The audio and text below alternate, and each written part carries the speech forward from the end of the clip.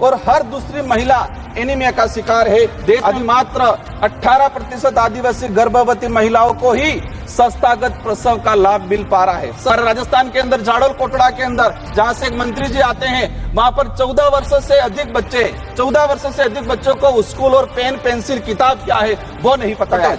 8% मात्र 8% आदिवासी युवा उच्च शिक्षा की पढ़ाई पूर्ण कर पा रहा है।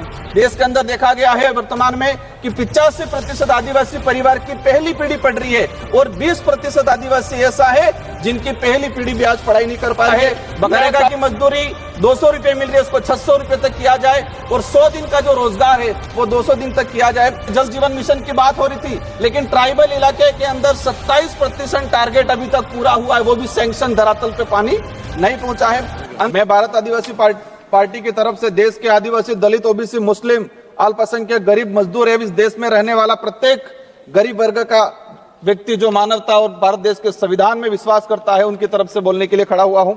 आज देश का पढ़ा लिखा, डिग्रीधारी, शिक्षित, बेरोजगार युवा 200-300 रुपए में दिहाड़ी मजदूरी करने के लिए मजबूर हो रहा है और जो दूसरी तरफ जो विदेश में जा रहे हैं, जो रोजगार के लिए वो दोबारा पैरों में, हाथों में बेड़ियां लेकर वापस लौट रहे हैं। ये हमारा देश की स्थिति है, पढ़े लिखे विशेषकर बेरोजगारों की। आदिवासी समुदाय ने जितना प्राकृतिक आपदा का कहर नहीं झेला है, उससे ज्यादा हजारों सालों से शोषण, अत्याचार, विस्थापन जैसे मानव निर्मित आपदाओं के कहर से जूझा है और उसका अगर उस आदिवासी समुदाय को आधुनिकता की लाइन में लाके खड़ा करना है तो विशेषकर एक आर्थिक पैकेज देने की आवश्यकता है और साथ ही संविधान के अंदर जो प्रावधान है 5वीं अनुसूची और 6ठी अनुसूची का और विशेषकर पैसा एक्ट को उसको धरातल पे लागू करने की सख्त जरूरत है। सभापति महोदय, देश के अंदर देखा गया है विस्थापन की जो समस्या, भारत देश में विकास के नाम से सबसे ज्यादा अगर कोई विस्थापित हुआ है तो आदिवासी समुदाय विस्थापित हुआ है। एक survey report Indian social institute की एक रिपोर्ट के अनुसार बताया गया है कि वर्ष 2010 से 2025 तक 15 सालों में 15 लाख आदिवासियों को विकास के नाम से विस्थापित किया गया है।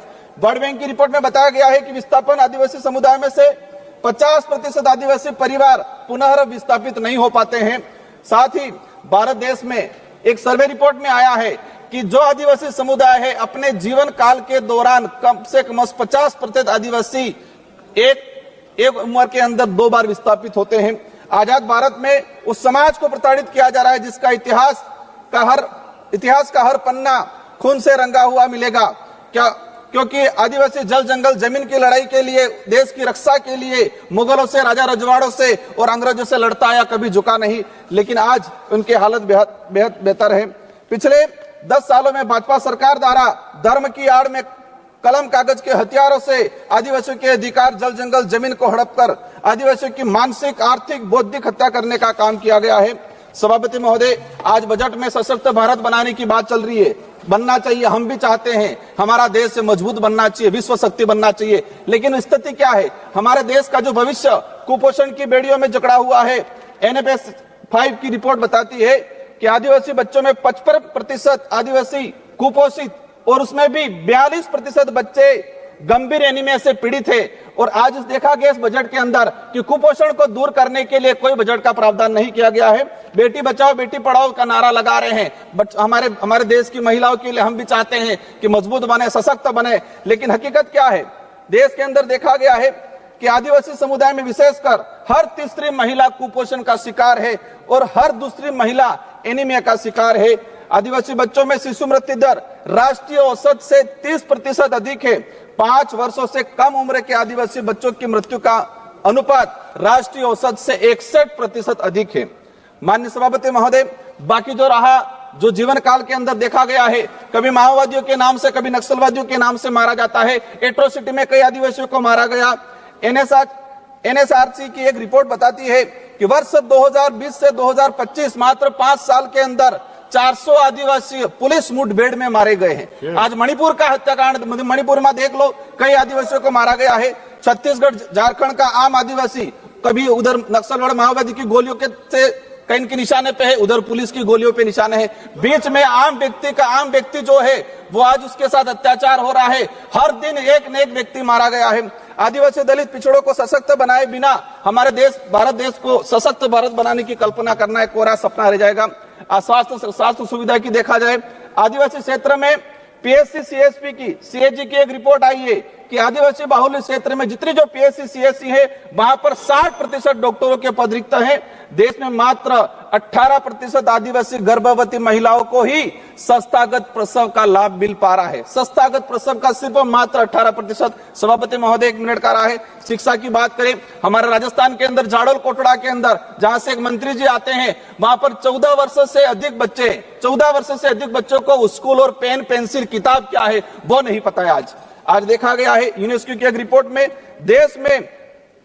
देश में 35% आदिवासी बच्चे ड्रॉप आउट हो रहे हैं और राष्ट्रीय औसत 12% है। 8%, मात्र 8% आदिवासी युवा उच्च शिक्षा की पढ़ाई पूर्ण कर पा रहा है। देश के अंदर देखा गया है वर्तमान में कि 85% आदिवासी परिवार की पहली पीढ़ी पढ़ रही है और 20% आदिवासी ऐसा है जिनकी पहली पीढ़ी भी आज पढ़ाई नहीं कर पा रही है। बकाया छात्रवृत्ति 2 साल से छात्रवृत्ति नहीं आ रही। हमारे राजस्थान के अंदर केंद्र से बजट रिलीज नहीं हुआ है। राष्ट्रीय विदेश छात्रवृत्ति योजना शुरू की 2013 के अंदर 20 बच्चे जा रहे थे आदिवासी समुदाय के, मैडम 1 मिनट का रहा है, और आज भी 20 बच्चे जा रहे। 2013 में हमारे देश से विदेश में 1,90,000 बच्चे पढ़ने जा रहे थे। आज 2024 के अंदर 13 लाख जा रहे हैं, लेकिन आदिवासियों के लिए वो 20 सीटें हैं, वही 20 सीटें आज तक वो बढ़ाई नहीं गई है। लास्ट में अंतिम में कहना चाहूंगा, नरेगा के अंदर इस बार देखा गया बजट कोई नहीं बढ़ा गया है। नरेगा की मजदूरी 200 रुपए मिल रही है, उसको 600 रुपए तक किया जाए और 100 दिन का जो रोजगार है वो 200 दिन तक किया जाए।